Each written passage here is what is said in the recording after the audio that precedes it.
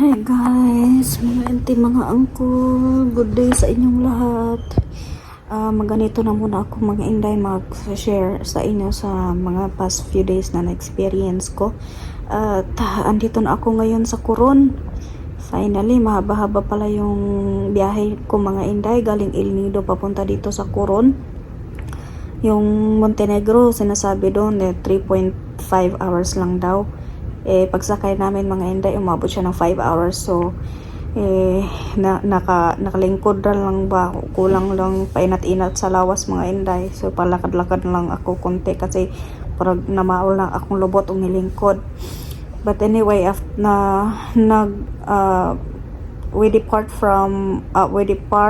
in El Nido 12 noon time mga inday, naabot mi diri 5 o'clock in the afternoon. So bago pa lang talaga ako nakarating mga inday, at hindi ko alam na yun palang binukong hostel is ganito, very open lang sa lahat, o parang hospital. Pero okay na inday, 300 naman yung gabi dito. So dalawang gabi yung binuko dito mga day. Tapos pang 5 pa lang ako dito. Yung mga andyan na bed yung mga inday, occupied na daw yan. Malinis naman sila dito. Yun lang yung gusto ko sa hostel dito while nag-check ako mga inday, kasi malinis yung hotel. Hindi kagaya doon sa El Nido na first 2 nights na nabuko mga inday, hindi ako makapoop, hindi ako makabawas dahil sobrang sikip yung CR nila.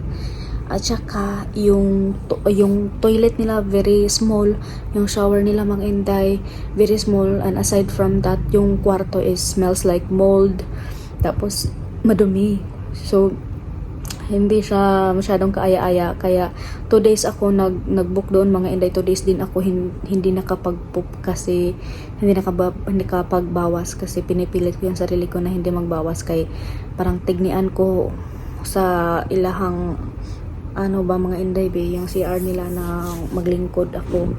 But nag-transfer ako sa nag-transfer ako sa Frida ka. Mahal doon mga inday, 500 a day. Pero malinis. Yun nga lang yung masasabi ko doon sa hostel na yun is ang taas, nasa upper deck ako mga inday. Yun yung video.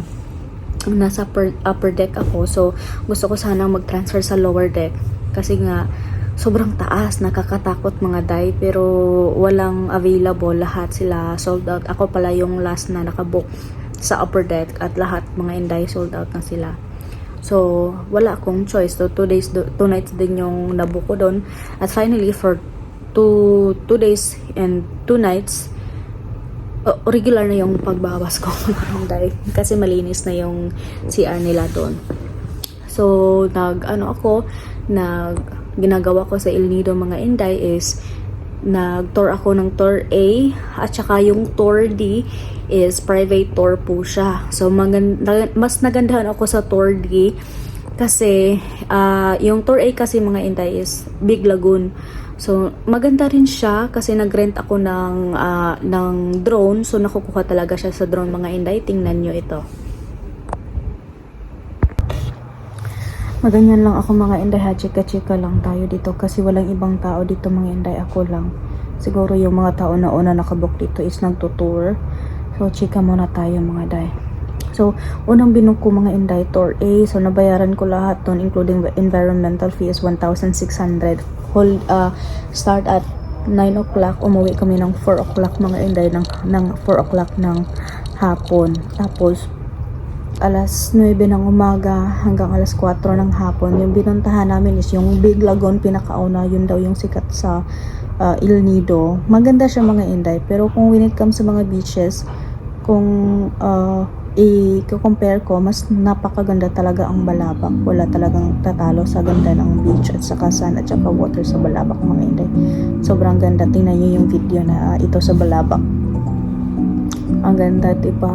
So short clip lang po yan mga inday, kasi may gagawin po akong full video sa lahat ng travel ko dito sa Palawan mga inday, kasi yung goal ko is mapuntahan ko the whole island of Palawan mga Inday. And nagsimula tayo sa Puerto Princesa, pumunta tayo ng Balabac, stranded tayo doon ng ilang araw, bumalik ng Puerto, nag San Vicente ako, nag Port Morton, tapos nag El Nido. Ngayon mga Inday, Palawan na. So this is gonna be my last stop here in Palawan kasi gusto ko sanang pumuntahan yung Linapakan Island kasi gusto kong mag-fishing doon na Inday. May kakilala akong vlogger doon na nag-fishing siya. Gusto ko sana mag-fishing kaso lang hassle puntahan galing dito sa Coron papunta doon mga Inday. But anyway, spontaneous naman after ng Balabac mga Inday yung travel ko dito sa Palawan. Although yung mga hostel na nakukuha ko is hindi siya masyadong okay sa akin, pero may mga times naman mga Inday na okay din ako. Pagkatapos ng tour 8 ko, kinabukasan is may kinuha ako na agency mga Inday, and binigyan niya ako ng discount. Ang tawag po ng agency ng Palawan na yun is Take a Break Palawan. So kung gusto niyo pong pumunta dito sa Palawan at gusto niyo pong magkaroon ng discount, gusto niyo po ng private tour na mas mura mga Inday, siya talaga ang pinakamura sa lahat. I-message nyo po ito at Take a Break Palawan mga Inday. At alam nyo ba, sobrang sulit ng tour ko dyan kasi private lang. Ako lang yung sa boat nila mga Inday, including na yung tour kasi si ma'am mismo yung nag-tour sa akin. Tapos dinala niya ako sa Kadlaw Lagoon. Sobrang ganda ng Kadlaw Lagoon mga Inday, nakaka-relax talaga. Tapos doon sa Serenity Island na dinala niya ako doon na walang ibang mga turista, talagang ako lang doon. Tapos nag-fishing ako mga Inday, sobrang sulit talaga. And talaga ma-recommend ko si Take a Break Palawan mga Day. Kung balak niyo pong magbakasyon dito sa Palawan, don't forget and message niyo po sila kasi mag-i-enjoy talaga po kayo mga Inday. At si ma'am na may-ari ng agency na yon is talagang go with the flow lang talaga mga Inday. So i-message niyo ang Take a Break. So, ganun mga Inday, pagkatapos doon ng Serenity, nag-fishing ako. Pagkatapos ng fishing, nag-diving din ako mga Inday. Hindi talaga masyadong diving na matagal. Medyo quite madali lang kasi umulan. Kasi yung day na yon mga Inday is papasok si Leon. So akala ko, umulan kasi ng malakas. Umulan ng may hangin, malakas. Nasa tubig ako. Malalim yung tubig mga Inday. Tapos, naiisip ko na baka maglalakas naman yung current kasi doon sa Balabac mga Inday na parang na-trauma na ako na nagda-diving ako. Yung pag-diving ko, hinagip ako ng current. So, lumayo ako sa bangka mga Inday. Kahit na anong langoy ko, hindi talaga ako matulin. Tungod sa current talaga ng tubig na sobrang lakas. So, nung naisip ko nag-diving ako ng mga Inday, umuulan siya. So, bumalik ako sa bangka. Tapos, yung ulan pala is niagi lang na lumapas daratong ulan mga Inday. So, nagbalik ko og diving. And, maganda siya mga Inday. Worth it yung pag-El Nido ko. And, pagkatapos po nun, nag-buggy, mud frog buggy po ako, adventure sa Palawan mga Inday. Sobrang saya. Ito po mga Inday yung video na nag-buggy po ako. 3 hours po siya mga Inday. And it costly siya pero worth it. Costly siya mga Inday pero worth it talaga na subukan nyo habang andito kayo sa Palawan mga Inday. And libre po kung saan po yung hostel nyo, ipipick up po nila kayo, dalhin po nila kayo sa office, and 3 hours po yung activity ninyo. Pwede nyo pong puntahan ang mga bukid-bukid ng El Nido. Pwede po kayo mag-river crossing. Pero sa akin mga hindi ako nakapag-river crossing kasi yung tubig is mataas na at yung current ng river is medyo malakas na mga Inday. So bumalik na lang kami, nag-ikot-ikot kami papunta ng Duli Beach. So maganda din doon mga Inday, as in sobrang ganda yung mga daan, yung mga bato na malalaki, yung mga lubak-lubak mga Inday, kayang-kaya doon sa mud frog na drinayban ko mga Inday. Sobrang sulit talaga. So, may isa-share ako ninyo sa inyo mga Inday. Nung nag-transfer na ako ng hostel, parang natatawa ako, parang natatakot sa experience ko. Kasi, alam niyo naman, isa rin ako sa backpackers. Hindi man ako foreigner, pero yung ginagawa ko, napapalipat-lipat ng mga lugar, mga Inday. Kasi nag-start ako last month pa doon sa Siquijor. Tapos ng Siquijor, nag-Siargao ako. Pagkatapos ng Siargao, nag-Cebu ako. Pagkatapos ng Cebu, lumipad ako dito sa Puerto Princesa. Pagkatapos Balabac. Tapos El Nido. Ngayon, Palawan, Coron, mga Inday. So, usually, yung mga nakakasama ko is mga backpacker din. Mga foreigner. Iba't ibang lahi. So, lately, mga Inday, sa El Nido, wala ako masyadong nakitang friend. So, yung nag-transfer na ako doon sa Frida ka, may isang lalaki na sabay kami, mga Inday, na nag-check-in. So, nasa bunk bed din siya, mataas din siya, mga Inday. And, paulit-ulit siyang, while nagko-coffee ako sa labas, tapos siya, padaan-daan siya ng padaan, mga Inday. So, parang nafe-feel ko or nanonotice ko, mga Inday, na kapag dumadaan siya is tumitingin siya sa akin. So, wala lang ako kasi friendly naman tayo eh. So, pero hindi ako yung paglalaki, hindi ako yung tipong babae na ako yung unang lalapit, ako yung unang magsalita, ganun. Bahala kayo dyan, kung friendly kayo, okay, kung hindi, okay din. Hindi ako yung unang hindi ako yung unang kumausap sa mga lalaki. So, mga third time siguro siya pa lakad-lakad sa gilid ko, mga Inday. So, yung last lakad niya is timing kasi nakatingin siya sa akin, nakatingin ako pa ganun ko sa kanya. Tapos nag-smile siya. Tapos nag-start na siyang magsalita. Sabi niya, how are you? I said, I'm good. Where are you from? Philippines, the Negros Island. Are you traveling alone? Sabi ko, yes. And then siya din mga Inday. And kasi ako diver, siya din diver. Siya siyang instructor. So, may similarities kaming dalawa na pinag-uusapan tungkol sa diving. Kasi yung mga divers talaga kung puro kayo divers, pwede yung usapan talaga, parang dive lang talaga, mga Inday Pero ako naman, kasi both ginagawa ko free diving at saka ang scuba. Scuba kasi, mga Inday, ang mahal ng scuba. Kaya nag-focus na rin muna ako ngayon sa free diving. Kasi aura-aura lang sa ilalim ng tubig. Tapos holding your breath. Tapos, mga Inday, nag-usap kami, konti-konti ko, ano yung mga tanong niya, sinasagot ko lang. Tapos sabi niya, can I sit down? Sabi ko, yeah, sure. So, umupo siya sa harap ko, mga Day.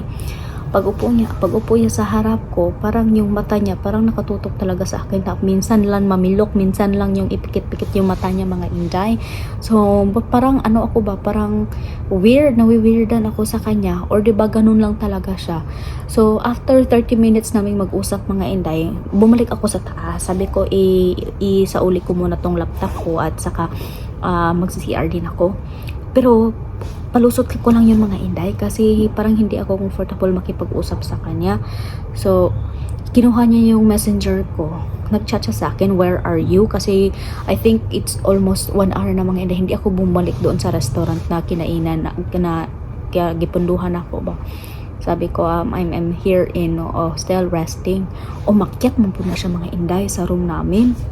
Kasi bunk bed, maraming mga bed doon, halo na lalaki at saka babae. Umakyat siya, mga Inday. Tapos tumingin siya sa itaas sa bed ko. Sabi niya, are you still awake? Sabi ko, yes. Yung ngalan niya is Matt. Matt yung ngalan niya, mga Inday. 47 years old. Hindi ko siya na-picturean, hindi ko rin siya na-videohan kasi alangan ba naman halata sa kanya na bibidyohan ko siya, diba? So, i-describe ko lang sa inyo, 47 years old, puti siya, taga Canada, may bigote. Sabi niya, do you have available time to talk? Kasi may terrace doon, mga Inday. Sabi ko, nirespeto ko na rin siya. So, lumabas ako, malayo lang yung, nandito siya, dito ako, umupo ako, nag-usap kami. Pero, uncomfortable talaga ako, mga Inday. Nirespeto ko lang siya kasi wala daw siyang ibang kaibigan simula nung dumating siya doon sa El Nido. Pati naman din ako, mga Inday, wala akong nakaibigan na foreigner hanggang simula nung nakarating ako sa El Nido. Aside nung sa Ma'am Rhea sa agency ng ng Take a Break, kasi aside na agency siya, siya na din yung naging kaibigan ko dito sa Palawan, mga Inday. Pero yung mga foreigner, wala akong naging kaibigan. Siya din. Kaya gusto niya makipag-amiga sa ako, ba. Pero after no, mga Inday, hanggang alas 11 ng gabi, nag-usap-usap kami. Sinabi niya sa akin kung may boyfriend or may husband or may anak na ba ako. Sabi ko na no, wala akong boyfriend, wala akong anak, wala pa akong family. Sabi niya, bakit? Sabi ko, I have a fiancé. Sinabi ko sa kanya tungkol kay Eric. May fiancé ako dati pero hindi kami nag-workout, kaya ngayon naghiwalay. Tapos alam niyo ba kung anong sinabi niya sa akin, mga Inday? Sabi niya bigla sa akin na, so you are making your own money to travel? I said, yes, I did save some money for travel.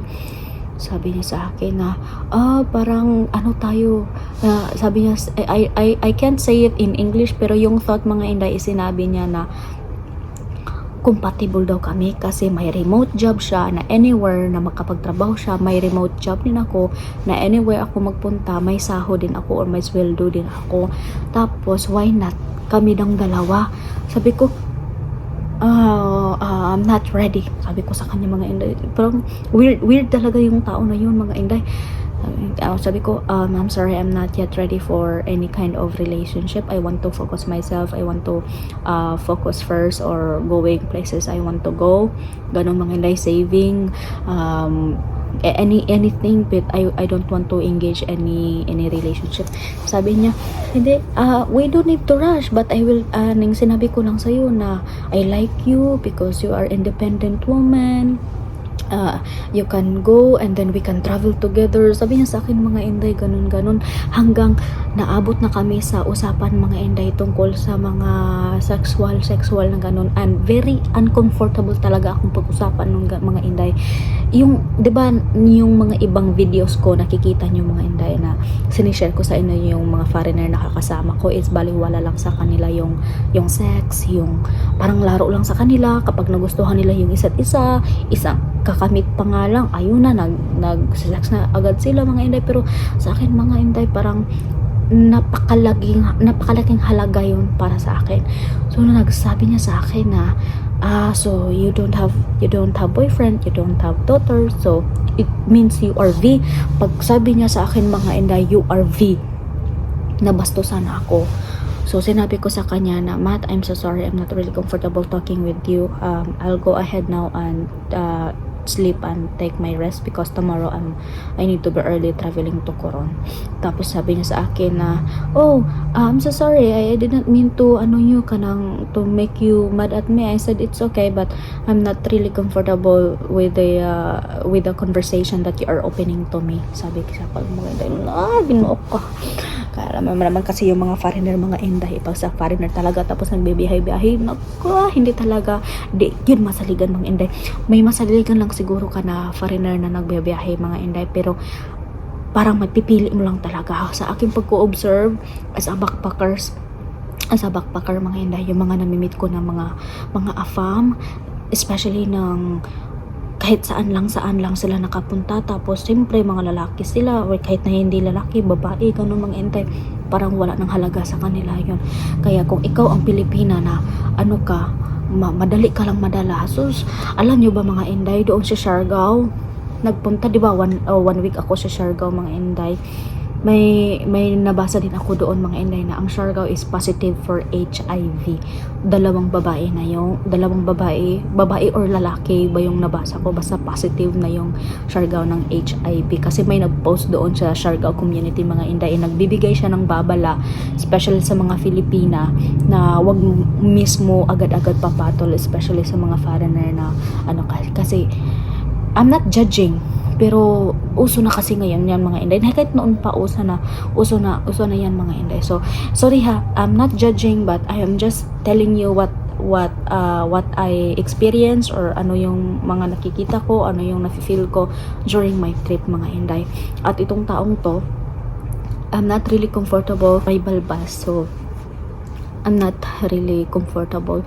So sana, mga Inday, this time, kasi itong hostel na kinuha ko dito, I don't know if kung may babae or saan ang bed ng babae dito or saan ang bed ng lalaki. Basta ito kasing nabook, mga Inday, is mix lang siya na dormitory, pwede babae, pwede lalaki. Ang naka-weird lang kasi walang kurtina, wala kang privacy dito pag natutulog ka pag gabi, mga Inday, ba. But anyway, wala pa talaga akong agenda dito sa Coron. Wala pa akong idea kung anong pwede nating gawin dito sa Coron mga inday. Pero so far sa mga nare-research ko is maganda tong Coron for diving. So maghahanap ako ng murang diving or maghahanap ako ng murang agency dito sa Coron mga inday. And really hoping na mag-enjoy ako dito kasi dalawang ticket na yung na-miss ko. Supposedly yung 27, babalik na sana ako ng Cebu pero na-stranded ako sa Balabac. And yung nag-book ako ng other ticket ng 31 pero nasa Ilido pa ako mga inday at saka yung plane ko is dito sa Coron, Palawan. So nag-book naman ako this morning hanggang November 8 ako dito mga inday. Alas 3 po ng hapon yung flight ko pabalik ng Cebu. So I have 8 days to stay here in Coron mga inday. So kung andito man po kayo sa Coron or nakapag-Coron na po kayo, you can comment down below mga inday yung suggest ninyo or yung mga thought and opinions ninyo mga inday regarding sa experience ko na ganito. So I'm not judging again ha. I'm not judging. I am just telling you, sharing you what I am experiencing through my journey of traveling. So ayun mga inday, gutom na po ako kasi wala pa akong kain. Maghanap muna ako ng ano lang kasi sabi nila mahal daw dito sa Coron, triple daw. Pero maghanap ako ng yung maliit lang na karinderya mga day para hindi tayo magutom. So thank you so much po. Please leave your comment down below. And babasahin ko po, hindi man ako nagre-reply or hindi man ako nagre-respond sa inyong mga message, but nababasa ko po lahat. And thank you so much po doon sa mga nag-comment sa previous video ko na ang dami nagsasabi sa inyo na wag ko na daw balikan sa Eric, ganun mga inay. Wala pa talaga po akong plano kasi I just want to live the moment right now kung nasaan ako mga inday. Ayoko mo nang, although there are times nung shinare ko yun sa inyo, there are times talaga na nalilito or naguguluhan ako, but I just get along with it na lang mga inday kasi mas lalo akong ma-stress or mas lalo akong hindi maging masaya pag ganun. So thank you so much po sa inyong mga thought and opinion and giving your advice po sa akin mga inday, sa lahat ng mga nagsusuporta sa akin. Hopefully patuloy pa rin po kayo nagsuporta sa akin hanggang makarating sa Eric dito. I still don't know mga inday, but we'll see. So, alis na po muna ako dito mga inday and I will see you in my next video.